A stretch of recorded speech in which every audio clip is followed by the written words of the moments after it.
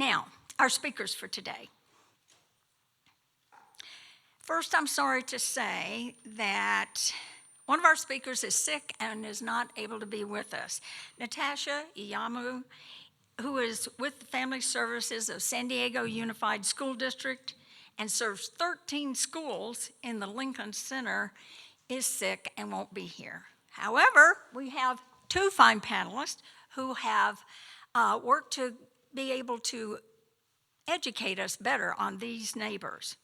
Principal Audra Mandler has been heading up Encanto Elementary School for 7 years after spending 6 years as a resource teacher tasked with providing professional learning and coaching to teachers. She also analyzed data to inform instruction and provide interventions. Earlier, she had 8 years as a classroom teacher. She has a master's of education and a master's of educational leadership. It's not her first rodeo. Next to her is Counselor Monica Martin. Monica has been a full-time counselor at Encanto for 4 years with San Diego Unified School District, and she's also has been with San Diego Unified for 20 years as a counselor. She's credentialed and provides counseling services supporting all the students and their families. Let's welcome, please, Principal Audra and Counselor Monica.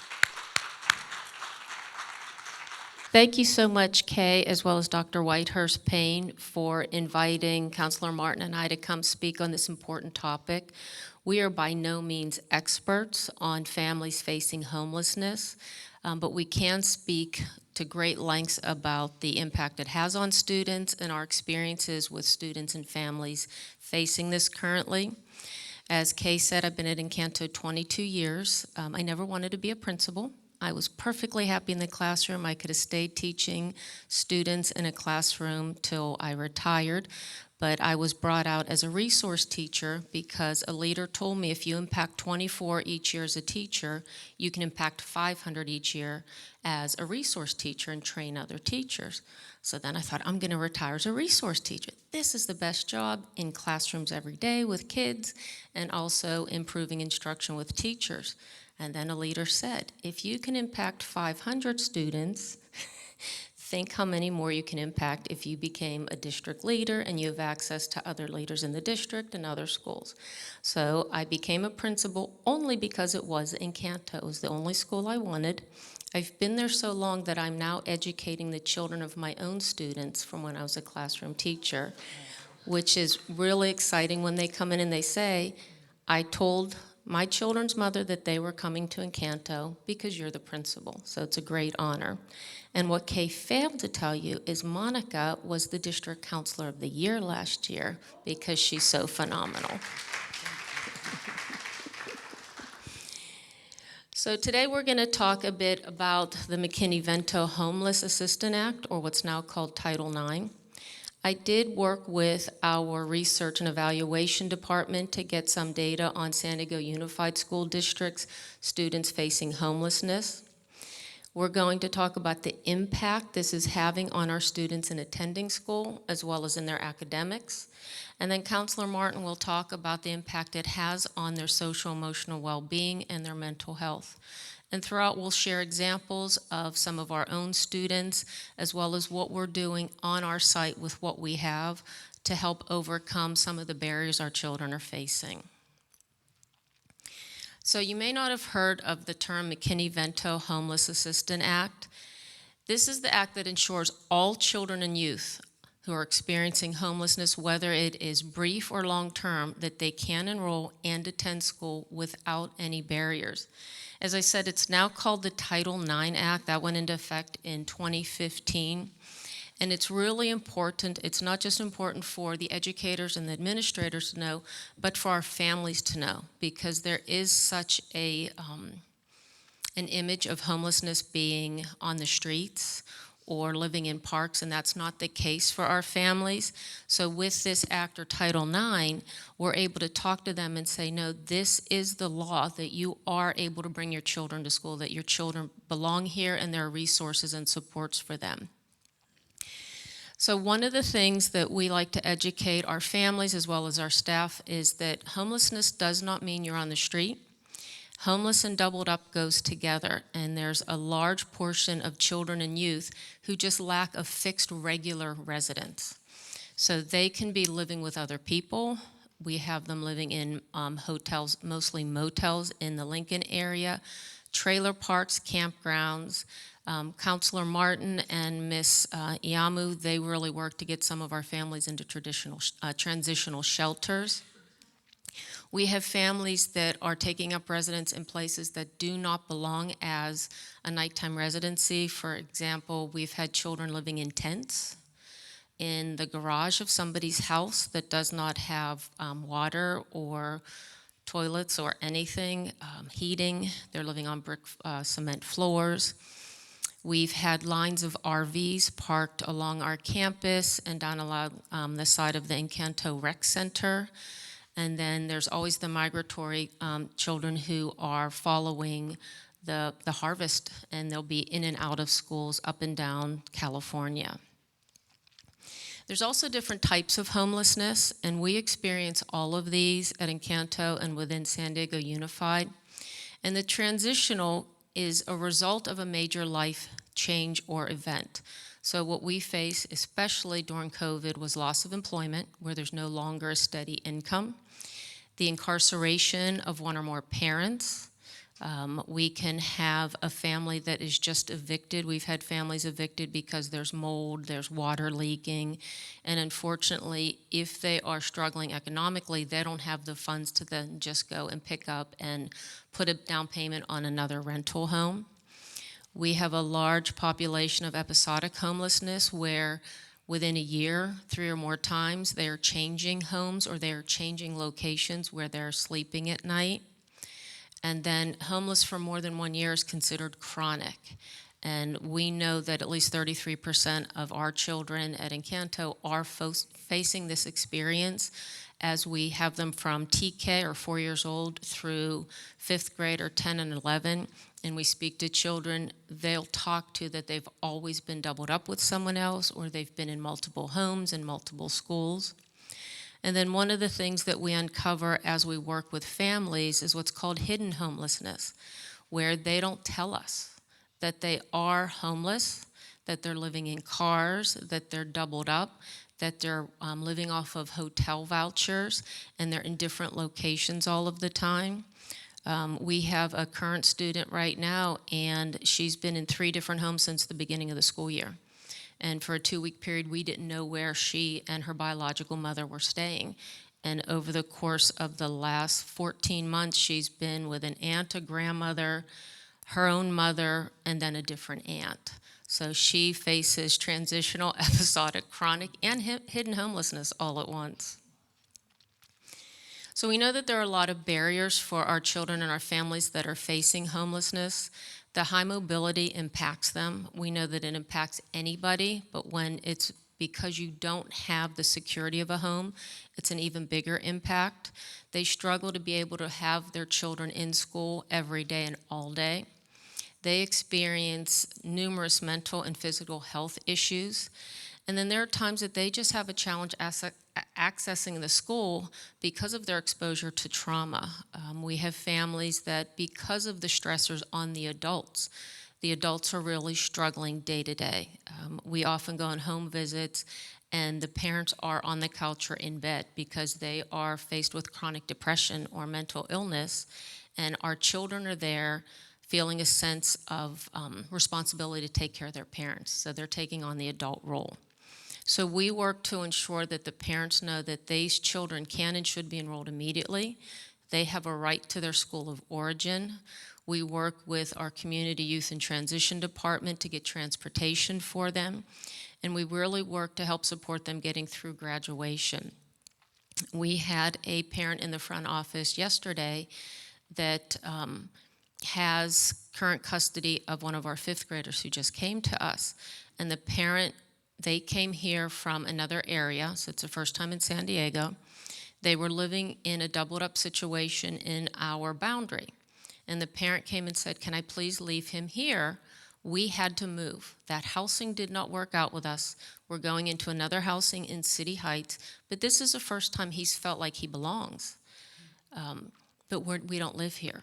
And I said, the first question I have to ask is, will you be able to get him here? Are you going to have access to get him to school? Because I'm fine with him staying, but not at the risk of him not coming. If there's a school close to where you're going to live, I will work to get you enrolled there so he can walk to school.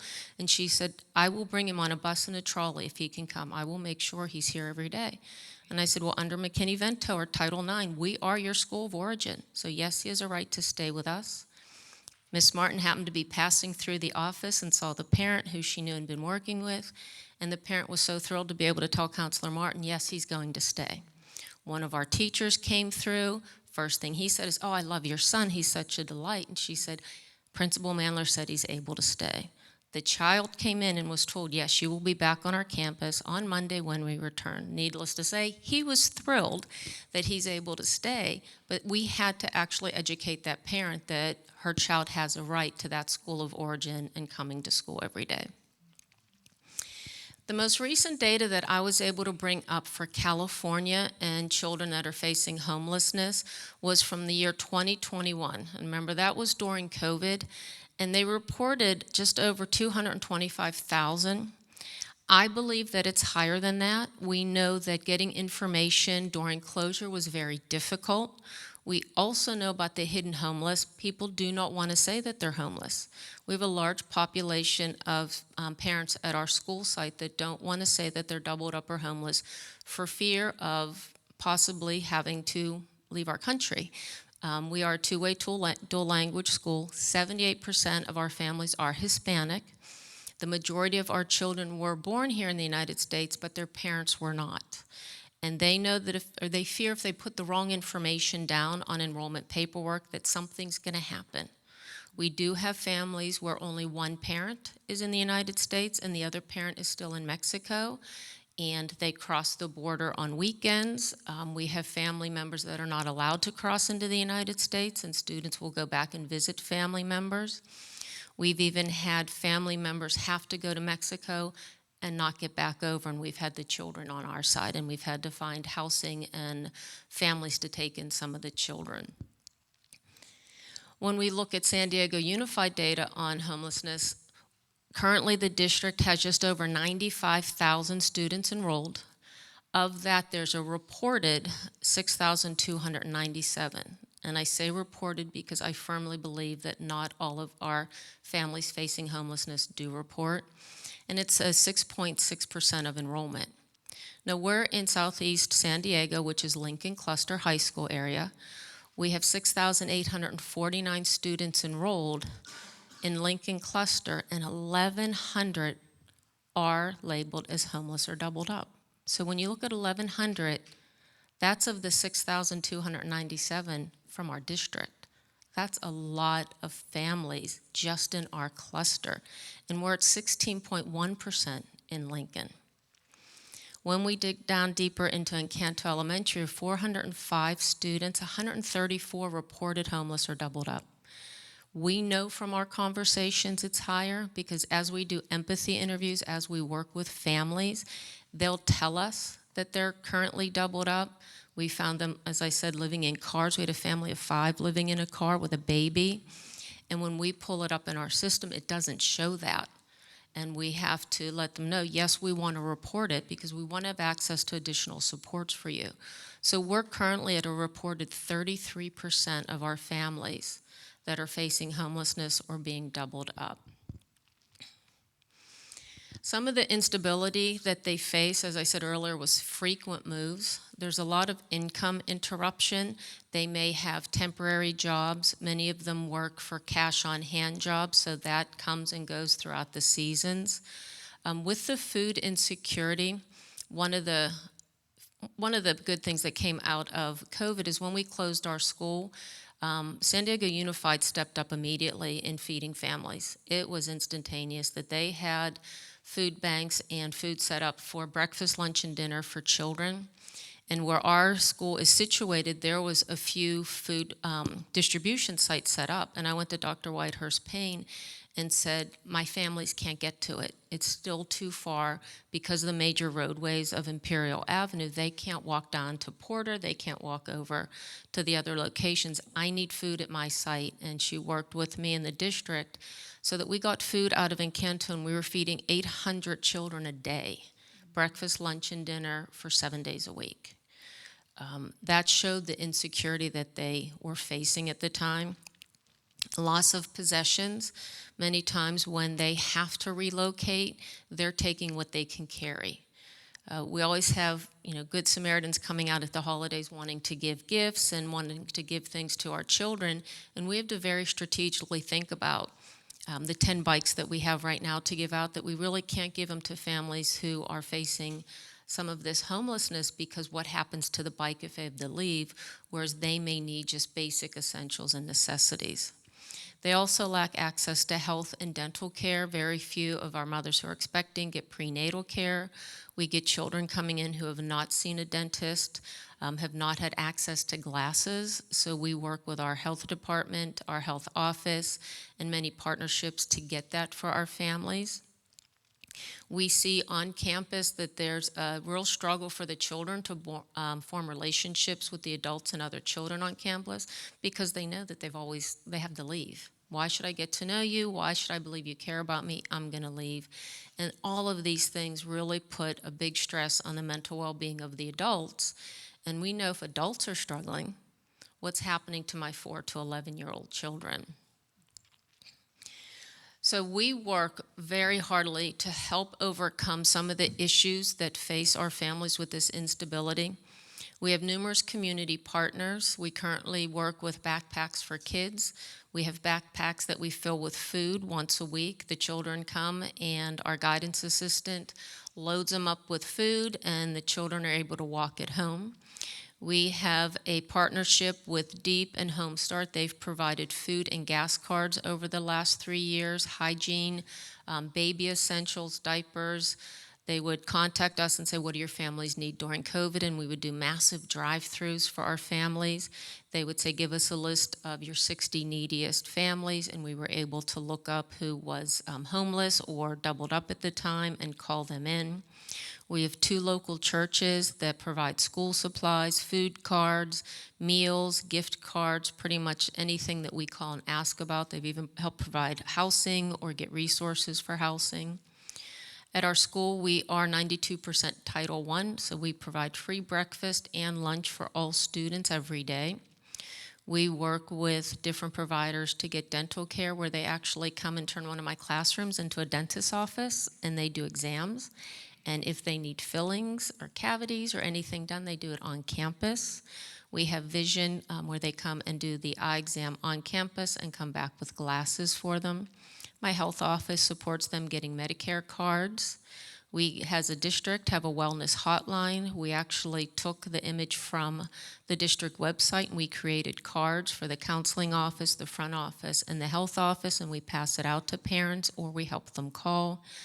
And then whatever community resources we can lay our hands on, we get a hold of them and we connect families to them. A big part of our jobs as the administrator and counselor is really connecting our families to what they need.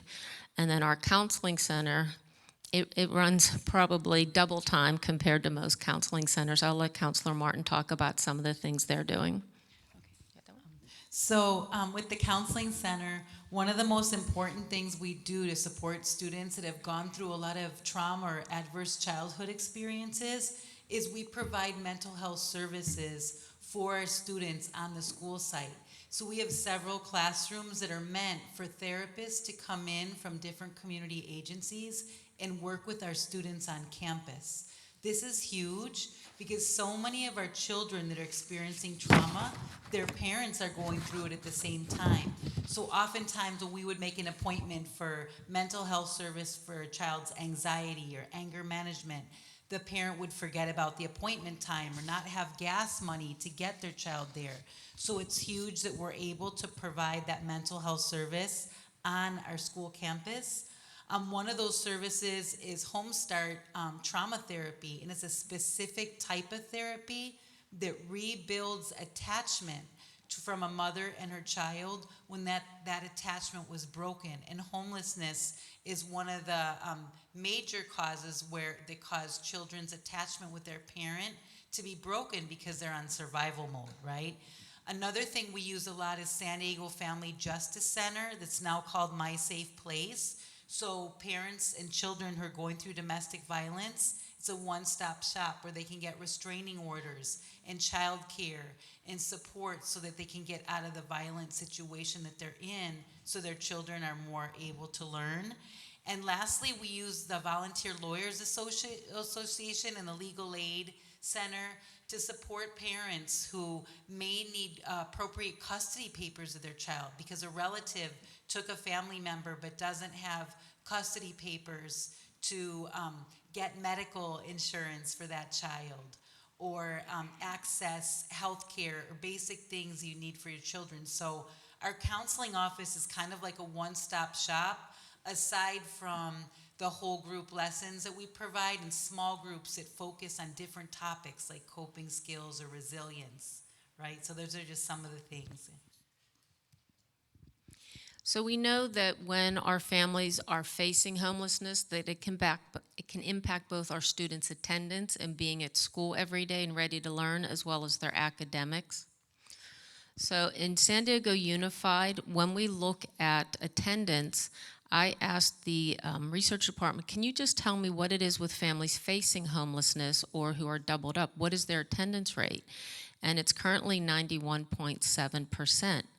In Lincoln Cluster, it's 91.6, and in Encanto, we worked really hard to bring it up to 92.18. And this is just for the families that are facing homelessness or being doubled up. And we know that if children are absent 10% or more, it's going to negatively impact their academics. So the goal is always to be above 95%, ideally at that 98 to 100% attendance. Then we look chronic absenteeism. If they are chronically absent 10% or more, there's 180 days in the school year, we don't want them absent more than 10 days. Once they hit 10 days, they're going to start showing negative gains in their academics.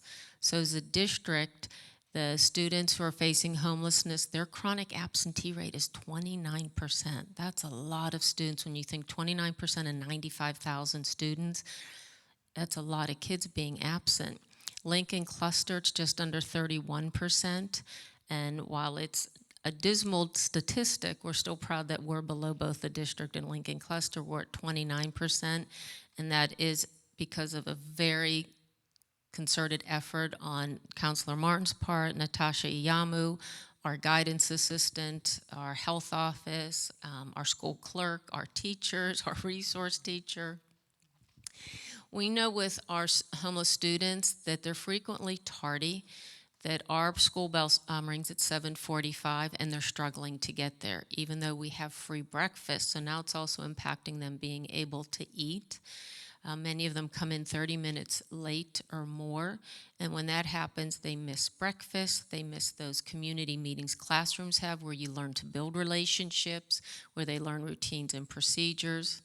We see 30% of them being chronically absent, missing 10% or more, and we know that that's one of the strongest predictors that they're going to drop out, and it's usually in that 9th, 10th year, which is very young when you think of 15 and 16-year-olds deciding they're not going to school.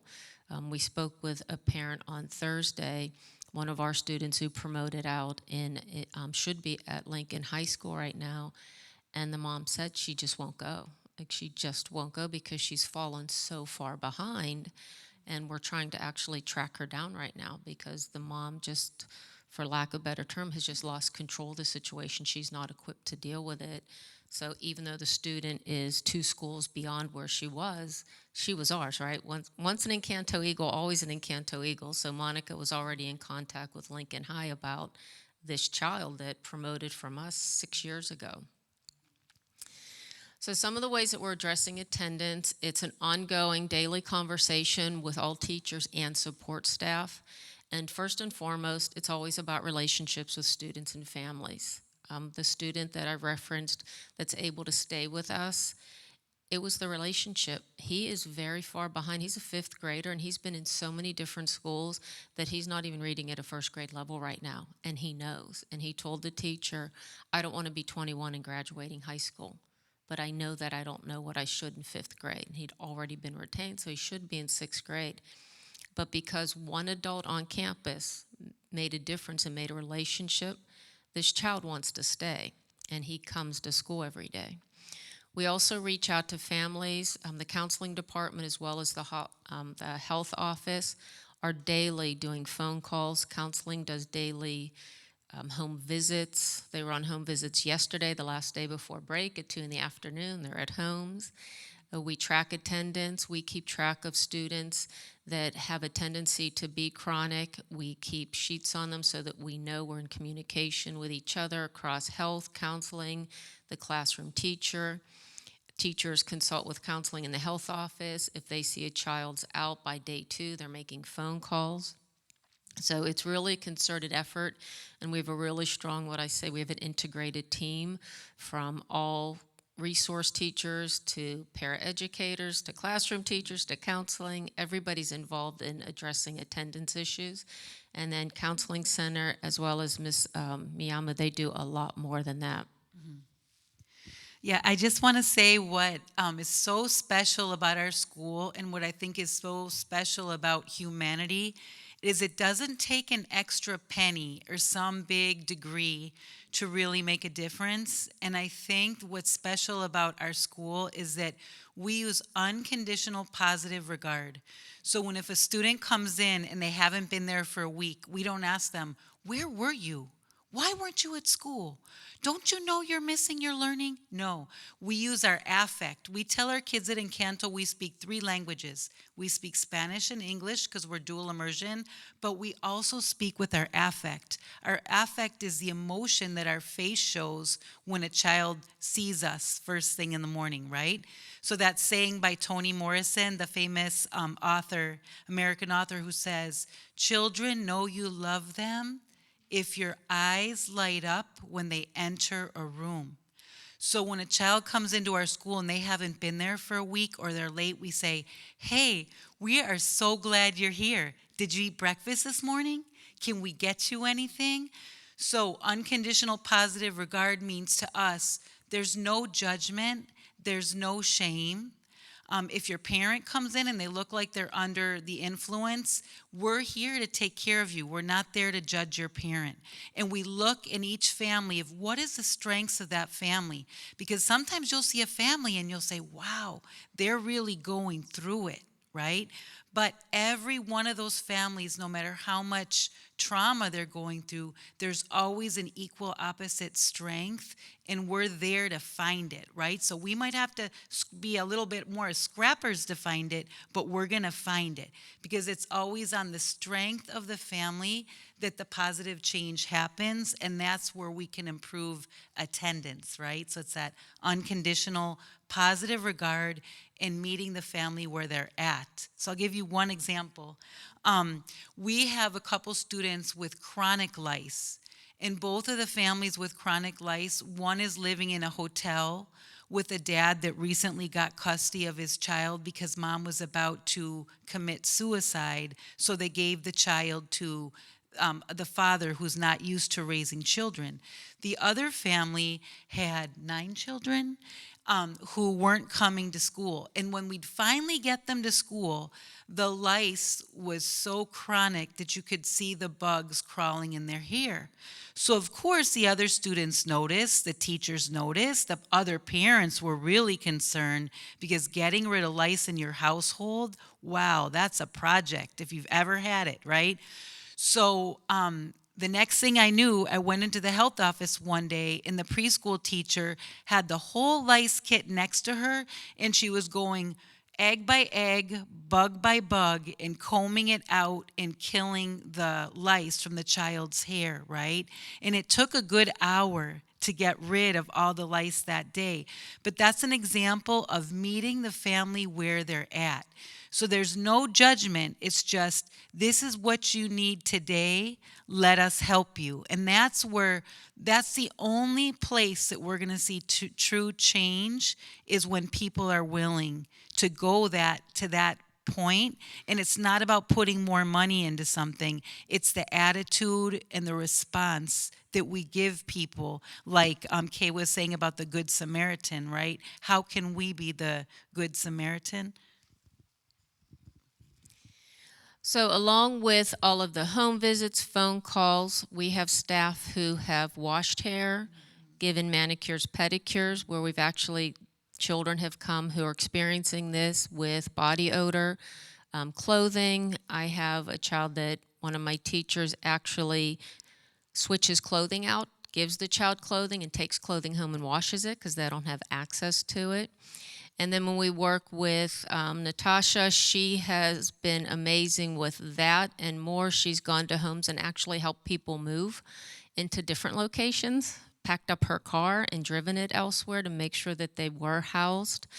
And then a lot of outreach for housing assistants, case management, and social workers. So when we look at the attendance and some of the instability, we know that there's an impact on academics. So we look at our graduation rate in the district. If they are housed, they're at 91%, and in Lincoln Cluster, they're at 88.3%. But when we look at the 2022 cohort graduation rate for students reported homeless, it was 79.9% for the district and only 81.5% for the Lincoln Cluster area. Our housed dropout rate as a district was at 3.4, and Lincoln Cluster was at 6.1.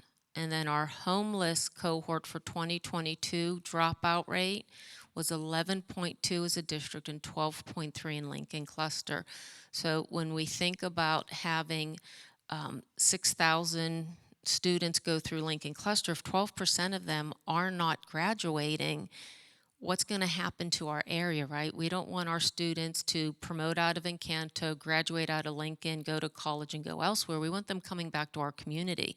You know, we choose to work in our community, we love our community, and we want them to come back and continue to strengthen it. So we know that when they are facing this homelessness and this instability, our children come to school and they struggle to focus. Oftentimes they don't know where they're going to be sleeping, so there's always the stressor of worrying, where am I going to be tonight? Lack of a quiet place to study. Now we know that COVID had an impact on all of us, but no more so than our children who were faced with homelessness or doubled up. We had children sitting in closets, and this is where I get emotional, sitting in closets trying to log onto a computer and learn. We saw across this country people showing these beautiful offices and homes where the parents were able to go to Lakeshore and buy all the pretty stuff and make it look like a preschool, and that just wasn't the case for our children. They would hang a sheet so that we couldn't see that the rest of the family sleeps in the same room. We have homes that have 9 to 11 people living in a 1 or 2 bedroom home, so they really don't have the space to work on assignments. And I've had to even educate some of my parents as to why we don't give massive projects for homework. And I say, well, those of you sitting in front of me are at home to help your students. The parents who are unable to be here are working 1, 2, 3 jobs, or are not able because of mental, emotional, or health issues to even come on campus. So they can't do that with their children. Those projects get done on site with the teacher and with the materials. We know that during COVID, everybody stepped up, but I believe our district stepped up immediately. We put out just over 50,000 devices into the hand of students. We got hotspots for them. We opened our campus early and had them come back in learning labs so they had access to the internet and technology to ensure they had access to learn. But they still struggle academically. They miss school. If they miss those foundational years, K1, 2, they're not learning the reading foundational skills. They're going into 3rd, 4th, and 5th, unable to access the content. And we know if they're not reading at grade level and above by the end of 3rd grade, it heightens the chance that they are going to drop out by the time they hit 10th grade. And that's a big fear of ours for our children. And I always tell everybody that we are doing brain surgery, right? Learning is growing your brain, and we have the most important job in the world. Without us, there's no doctors, there's no lawyers, there's no politicians. And if we don't get our children to learn and at grade level, it impacts their entire family. When we do enrollment in the summertime and we have parents coming in to fill out paperwork, we have students coming in to do it because we have many families that are not fully literate, or they're not literate in English or even in Spanish. So they have the children coming in that are in 8th, 9th, 10th grade doing the paperwork to enroll their younger siblings. Yep. We froze. We just froze on the computer. So some of the things that we know is that homeless students are 2 times as likely as their house peers to score poorly on standardized tests, math and reading, 3 times more likely to be placed in special education programs, and 4 times more likely to drop out of school, and 8 to 9 times more likely to repeat a grade. Oftentimes they repeat grades because they have not fulfilled the 180 days more than once. I currently have a 4th grader, and he came to us at the 5th grade age this year. However, when we did our records review, he never went to 3rd grade at all. The parent could not get out of bed to get him to school. We went back and looked, and he never attended kinder. And then between 1st and 2nd grade combined, he did not complete 180 days of school. And this is a family that has faced chronic episodic homelessness, and there are 4 children in the home, and this is the oldest that we have.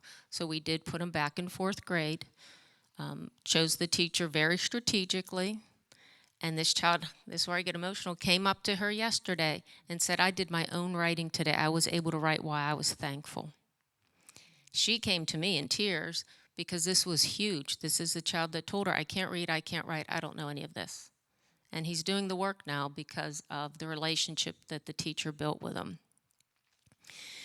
So here's an example on the California Assessment for Student Proficiency and Progress of what happens when children move.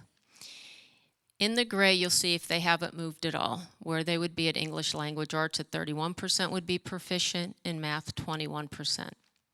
If they've moved, they continue to digress.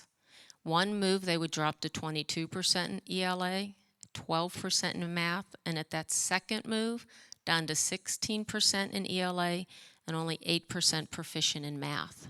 So the more they move, the further they fall behind.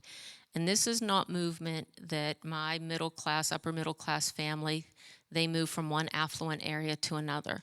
This is not doubled up that if my house is being remodeled, I move in with Monica for a few months. Like their doubled up is 6, 7, 8, 9 people in a home, not sure where they're staying day to day, week to week, and then multiple moves and not always getting enrolled in school right away. So we see the impact that this has on our students every single day.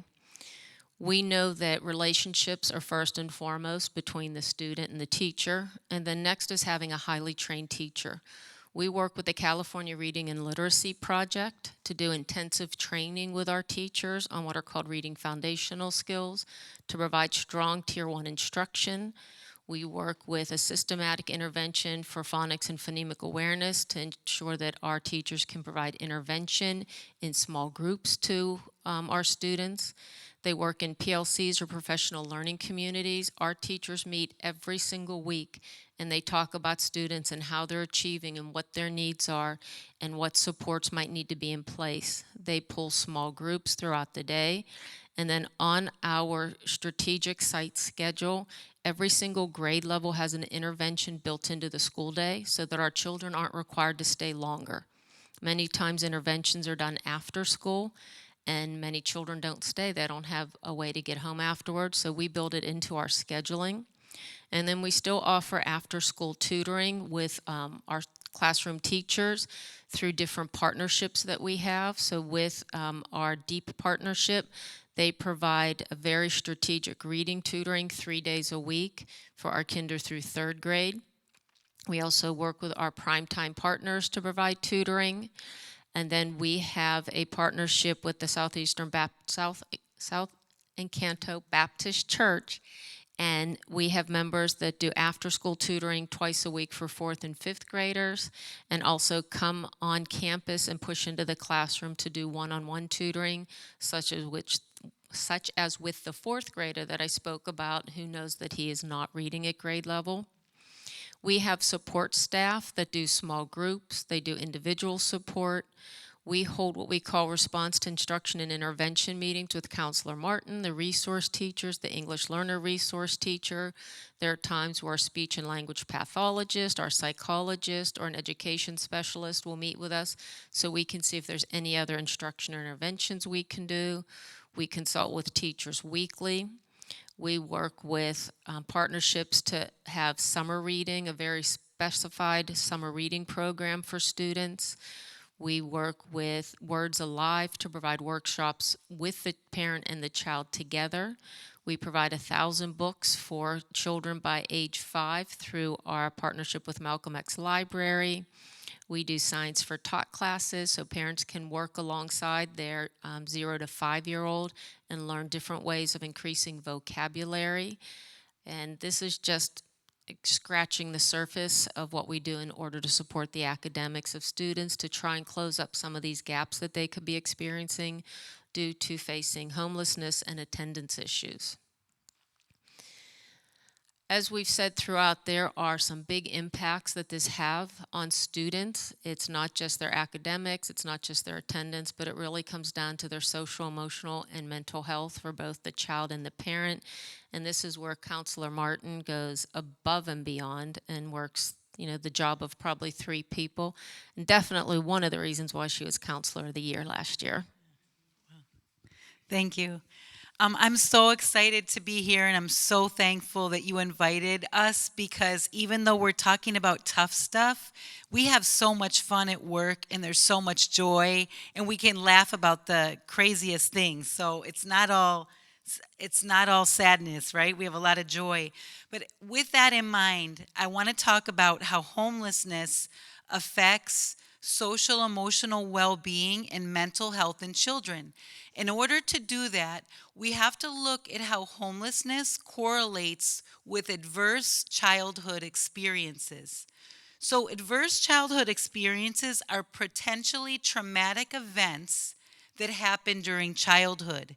And there's 10 of those that we focus on specifically when we look at how adverse childhood events affect children's brain development and their learning. So those 10 are physical abuse and neglect, exposure to violence, emotional abuse and neglect, and sexual abuse. We also look at children who, in their families growing up, they're in a home where mental illness is present and substance abuse is present. We also look what we consider as an adverse childhood event when a child is separated from one of their parents due to divorce, deportation, and a significant issue is long-term incarceration. So these are all considered adverse childhood events. And why is looking at adverse childhood events so important is that we know through many studies recently that adverse childhood events, or ACEs as they're called, cause toxic stress to a child. So much so during their development that their brain development is significantly affected. So the way that they respond to stressors is atypical or different than a child who's raised in a home where there's stability, right? We also know that over time, those children that suffer one or more of those adverse childhood effects, over time their health is affected. So they, throughout adolescence and adulthood, have a much higher incidence of cancer, of cardiovascular health issues, much higher incidences of asthma in their home. And that we also know that as they grow older, their chances of having a mental health issue, such as anxiety, mismanagement of anger, depression, And substance abuse issues are much greater than a child who's raised in a home with stability. And finally, we know that children who grow up in homes where there's several adverse childhood effects do much more high risk behaviors that put their well being at risk and their children's well being at risk when they're adults. So this is very serious, right? So we know that children who have adverse childhood experiences and experience housing insecurity, so you can see on your screen that it's defined as high housing costs, poor housing quality, or unstable neighborhoods. That includes overcrowding and especially homelessness, places children at risk of ACE exposure. So when a child has 4 or more ACE factors that I just mentioned and are homeless, they're 5 times more likely to experience these adverse childhood events. So homeless children have 5 times more likely to have adverse childhood events than children who are not homeless. So we know that children experiencing homelessness, we have to look at it from a family systems approach. We can't just look at it as a child. We have to look at it as this whole family unit, because we know with untreated mental illness and substance use disorders, there's a higher rate of ACE scores, right? We look at parents experiencing homelessness, and the rate of major depression disorders with parents is higher than in the general population. And that traumatic stress with those parents is nearly universal.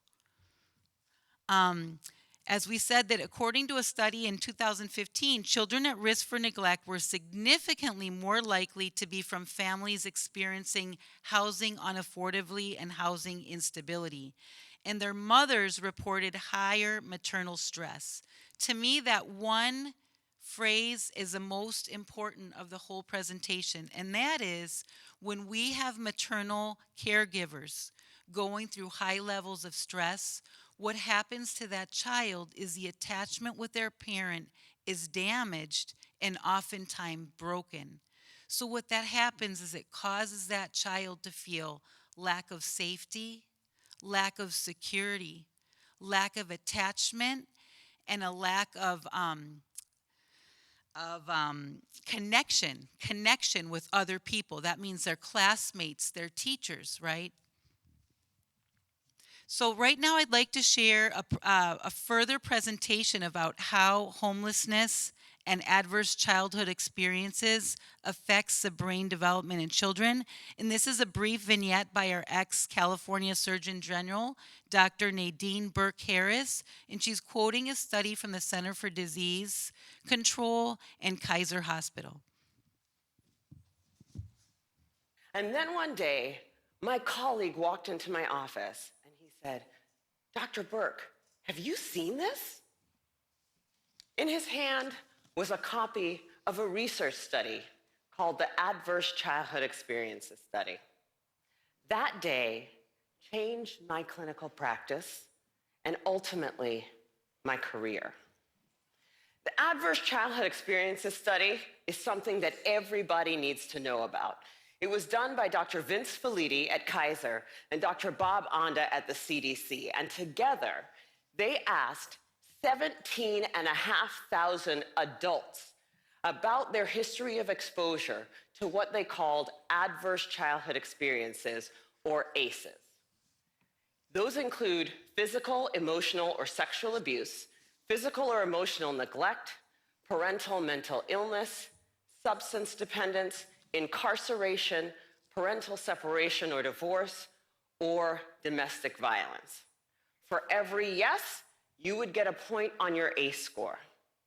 And then what they did was they correlated these ACE scores against health outcomes. What they found was striking. 2 things. Number 1, ACEs are incredibly common. 67% of the population had at least one ACE, and 12.6%, 1 in 8, had 4 or more ACEs. The second thing that they found was that there was a dose-response relationship between ACEs and health outcomes.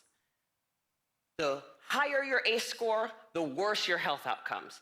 For a person with an ACE score of 4 or more, their relative risk of chronic obstructive pulmonary disease was 2.5 times that of someone with an ACE score of 0. For hepatitis, it was also 2.5 times.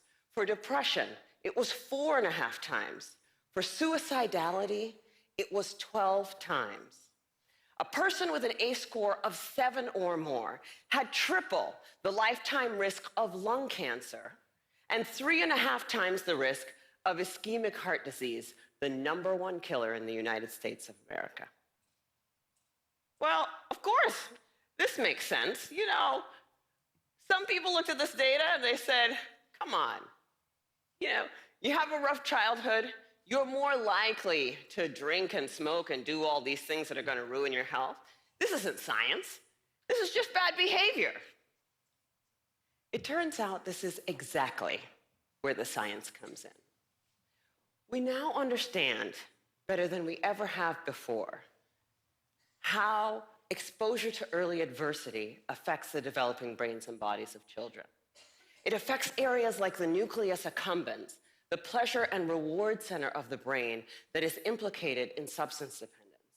It inhibits the prefrontal cortex, which is necessary for impulse control and executive function, a critical area for learning. And on MRI scans, we see measurable differences in the amygdala, the brain's fear response center. So there are real neurologic reasons why folks exposed to high doses of adversity are more likely to engage in high-risk behavior. And that's important to know. But it turns out that even if you don't engage in any high-risk behavior, you're still more likely to develop heart disease or cancer.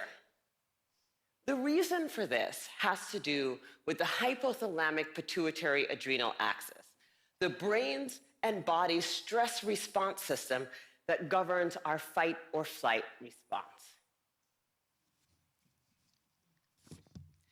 So, as Dr. Burke Harris shared with us, we're realizing that the development of a child's brain is different when they're suffering from adverse childhood experiences. And we just learned that homeless children are 5 times more likely than children who are not homeless to have an ACE score of 4 or more, right? So I want to share with you, what does that look like in our classroom? So, and I'm going to tell you a little story, but in our classroom, what we're noticing is kids with increased aggression, inability to cope, right? Inability to handle stressors. Sometimes that looks like destruction of school property. Sometimes that looks like kids running out of the classroom and leaving their classroom. Oftentimes we're seeing it with attendance. Many times we'll have parents trying to drop their kids off at school and their child remains attached to their leg. No, don't make me go, right? Because those children want to make sure that their parent is okay. And they're afraid to leave their parent because they're concerned about their parent's well-being, right? And we also see multiple visits to our health office with kids saying, I have a headache, my stomach hurts, I think I have a fever, right? And that's coming from some type of emotional pain. So I'm going to share a little story of what it looks like on a regular school day.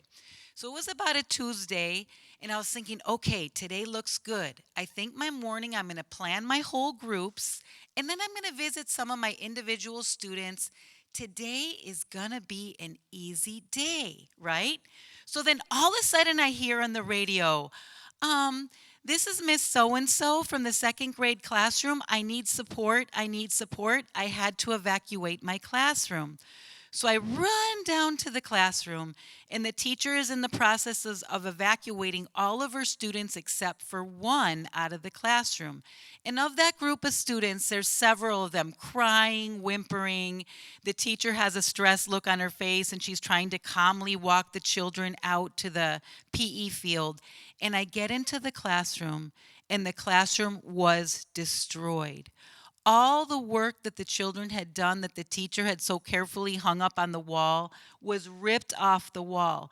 And as I'm stepping into the classroom, a chair flies right by me. And I'm like, oh my goodness, my easy day no longer, right? And then I was thinking, I don't think I was trained for this in the master's program at Point Loma Nazarene. And then I thought, and I'm in my mid 50s. I don't know if I'm quick on the draw to miss the next chair, right? I'm thinking, am I going to get hit by the next chair? And I see this little boy, and he's screaming and crying, and he's pulling his hair, and he's kicking everything that he sees in his way. And I'm thinking, okay, Monica, what do you do? What are you going to do next, right? Should I call for more assistance? What should I do? So I just tried to stay as calm as I could, and it took a good 20 minutes for that child to stop hyperventilating. And our biggest concern in those moments is his safety. Is he going to harm himself when he's throwing something or pulling something down, right? So after a good 20 minutes, I was able to get him to come into the counseling office and talk to me. But it took a long time before we practiced some deep breathing. We drew some pictures. No verbal ability from this child yet, right? It's just calmly talking to him as if you were talking to a 6-month-old baby, because children in those cases regress, right? So it seemed like it had taken forever. And I finally said, what are you feeling? Can you tell me what's going on? I'm just so mad. I'm so mad. And I said, okay, are you feeling anything else? And he said, and I'm just really sad. Because whenever we hear children talk about anger, there's always an underlying feeling under there, right? It's you hear that powerlessness. What happened? What's going on? What happened to you? And he said, well, my stepdad, a lot of police cars came and they took him away. And my mom said he's going to be gone for a really long time, right? So it makes us realize that children, when they're in second grade, don't have the ability to see the whole picture. What they see is the feeling that they're sensing from their parent and their family members around them, and they feel a complete lack of control. So that's an example of something we see frequently, right? So we say, okay, what is the solution? What is the solution? We've talked a lot about adversity and childhood experiences that are negative. What is Encanto Elementary doing for the solution? So what we're doing is focusing on teaching children social emotional learning. So let's talk a little bit about what is social emotional learning. So social emotional learning is things that a child in a home that has stability and love feels from before they're even born. When they're in the womb, through the umbilical cord, they're feeling mom's hormones. A child with adverse childhood experiences is feeling stress hormones coursing through their body as they're developing before they're even born into this world, right? So a child with stability, they have seen their parent model for them, and they have observed multiple times what healthy social emotional wellness looks like. But when we receive a child at school who's 6 years old, 5 years old, that has been in an unhealthy home, they haven't seen a healthy development of our identity. They haven't seen an adult or brother or sister manage their emotions. They haven't seen what it means to set a short-term goal or a long-term goal, or what it looks like to feel empathy, to put themselves in another person's shoes, whether it's themselves or another person they love or care about. And they haven't observed a supportive relationship, and they don't know what making caring decisions looks like yet. So that's why at Encanto we focus on social emotional skills. So this is a list of skills that we hope children will come to Encanto entering kindergarten with. These are preschool social emotional skills. It said, we want children to have a sense of confidence in themselves. Okay, this is our preschool goal for a healthy family. We want our children to have capacity to develop good relationships with their peers and with adults. We want our children to be able to persist when they face hard challenges. And we want our children to be identifying what their emotions are, what they're feeling, and what they want from those emotions. And we want our children to have the ability to listen and be attentive, be able to focus, and lastly, solve problems. So this is our preschool goals coming into kinder. So what happens when we look at our homeless children and they don't have any of those skills? What do, right? So this quote is so important to me because I know we've all been in Target or Walmart and we go to briefly pick something up and we see that child that's throwing themselves on the floor and they're screaming really loud and they're bumping their cart into our cart. And we're thinking, oh man, did I have to go to Walmart today? Do I have to put up with this, right? And oftentimes we don't have a lot of patience to see behaviors that aren't positive behaviors.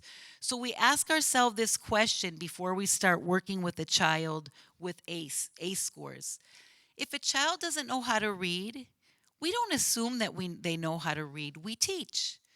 If a child doesn't know how to swim, we teach. If a child doesn't know how to do basic multiplication, no problem. We can teach that. If a child doesn't know how to drive, we teach. We've all been there, right? But what if when a child doesn't know how to behave? What do adults do? Do we teach or do we punish?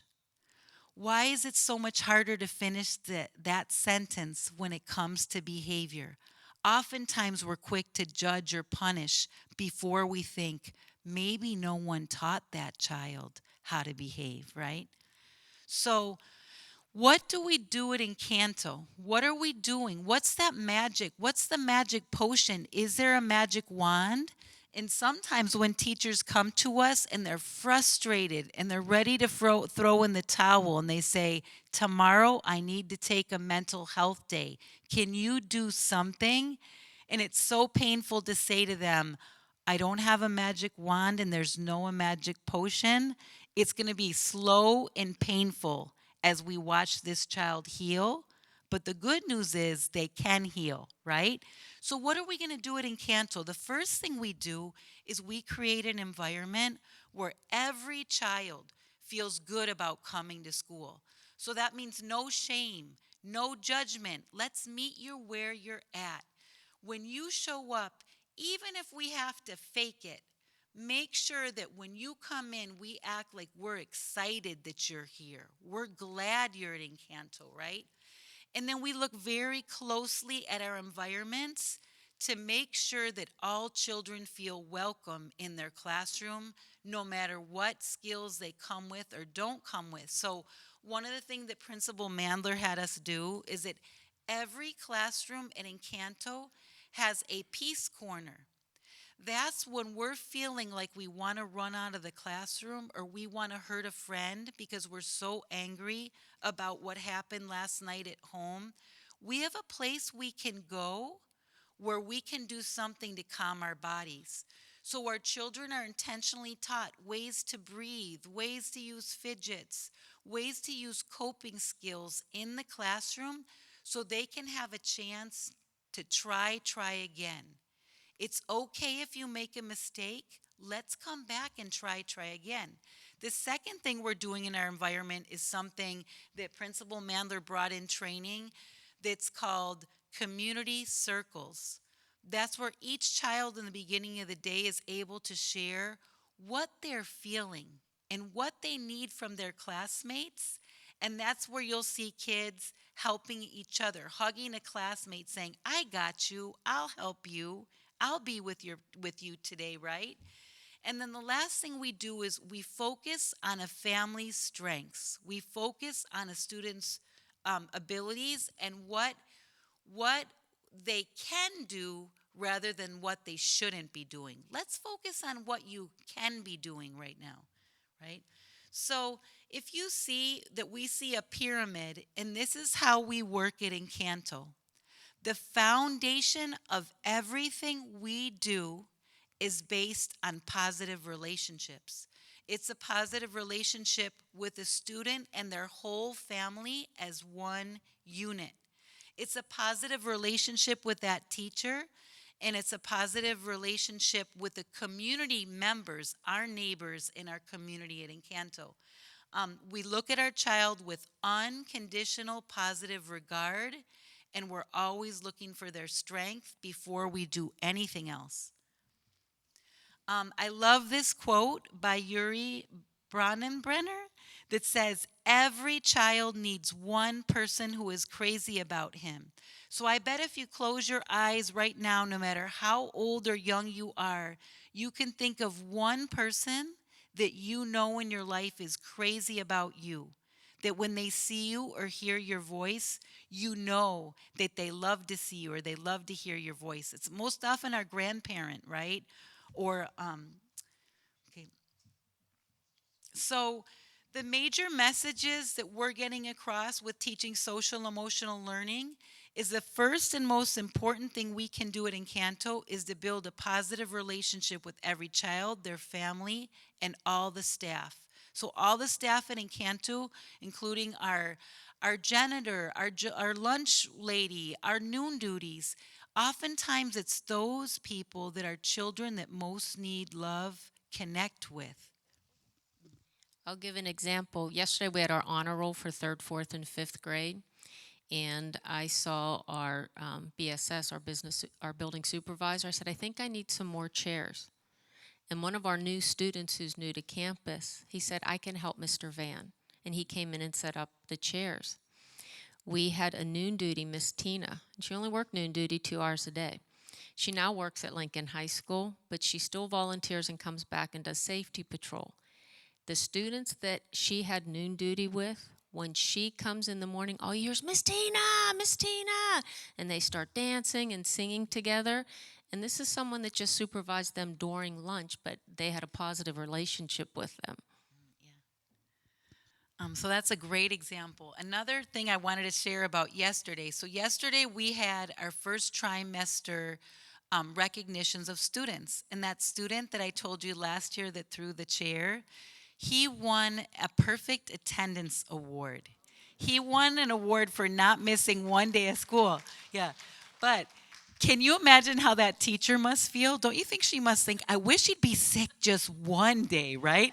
And so the parent said when they were at their previous school in Las Vegas before they came in Encanto, he was suspended all the time. So she had to quit her job because every time he hit another student, he would be sent home for 3 days, right? Or every time he said some colorful swear words, he would be sent home. So, yeah. She's not telling you that the mother was supposed to be sent back to Las Vegas, and she actually went to her job and said, I need you to transfer me here permanently. My children need to go to Encanto. So she got transferred and moved to San Diego permanently so that we can educate our 3 children. So yesterday, Principal Mandler said to me, hey, can you get some pictures of the students receiving their certificates? What was super cool is every kid who received a certificate for perfect attendance, their parents came up on stage too, and the parents received a certificate for perfect attendance. Because really, who's the one getting their kids up and ready in the morning? We know who it is, right? It's those parents. So when Principal Mann said, get a picture of me because we were all excited. We were secretly celebrating. And every time I tried to get the picture, I couldn't get the little boy facing forward because the whole time he was just looking at his mom because he was so excited to finally get some positive recognition. And I couldn't tell who was more happy about the certificate, the mom getting her certificate or the child getting his, right? So it's really interesting, yeah. So other things that we do is we recognize there are no quick fixes to challenging behavior, that patience and positive regard is everything, right? And that when we focus on preventing the challenging behavior by providing tools in the classroom and teaching what we're supposed to do and practicing it again and again, we're less likely to see the negative behavior, right? So every day at school, every teacher has something called the visual working schedule. And they tell the kids exactly what's going to happen that day. First, we're going to go here. And after we go to literacy, then we're going to work on math. How many of us like to know what's going to happen our day? How many of us feel stressed, right? When we don't know what's going to happen next, right? So they're just some of the things we do. The social, emotional, and mental health supports that we offer at our campus are endless. Yeah. So we'll just give a few. One of them is we're working on Leader in Me. It's a curriculum for children that's based off of the 7 habits of highly successful people that many of you have seen in business, I bet. We have restorative practices where that is we focus on forgiveness and giving children chances to try again when they harm their community, right? Let's give you a chance for forgiveness to try to right the wrong. And we do that by using community circles, focusing on teacher-student relationships that are positive. Many of our teachers have gone through trauma on the brain training. We use trauma-informed practices, and we focus on what is the function that this behavior of this child is trying to communicate to us. We also have endless partners. The Southeast Early Prevention Program provides whole class and small group lessons on anger management, coping skills, anxiety for our children in pre-K through 3rd grade. We have the Healthy Early Years clinicians from San Diego State who work with 4 of our students who are going through mental health issues. We have an intern from UCSD who works with 2 of our students with mental health issues. My Safe Place is the new name for the San Diego Family Justice Center to help those parents get to a safe place that are experiencing domestic violence. Same with the Becky's Home. And the same with our parents who are suffering mental health issues. We're working with the National Alliance on Mental Illness. Lastly, in our counseling center, we focus on whole class lessons. And to decide what topics I was going to teach this year, I gave students an anonymous needs assessment to see what they felt they needed to learn. 80% of our 4th and 5th grade students said they needed help managing anger. And most of those responses were female responses. Many of the students I never have seen in the counseling office for behavior issues. So that was telling to me. We work on small groups. Currently, our small group that we're working on is called Hope and Resilience.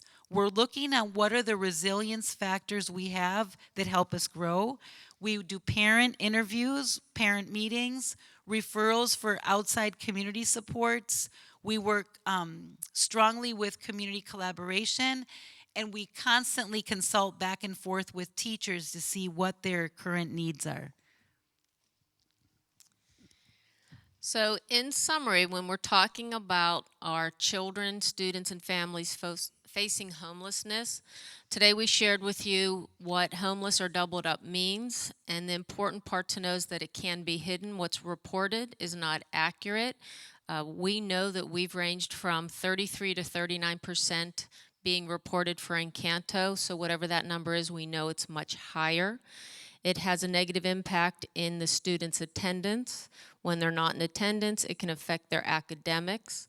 Their emotional and mental health suffers, and we know that also affects their attendance and academics. At Encanto, we really work to support the family stability, fulfilling their basic needs, to support students in attending school every day, and when they're with us, how we can support their academic growth with additional interventions. And we know that always starts with them being socially and emotionally regulated and attending to their mental health and oftentimes the mental health of the parents and the whole family. We do not have all the answers at Encanto. We do our best with what we have. We're very, very proud of the work that we do. We're always proud when families say they want to stay with us when they've moved elsewhere. I believe that's a sign of our integrated team and how well we work to support our families. And while we gave you a lot of information today, we know that the first step in solving any problem is to recognize that it does exist. And please realize, even if you do not see children and families on the street, it does not mean that they are not facing homelessness and they're not doubled up.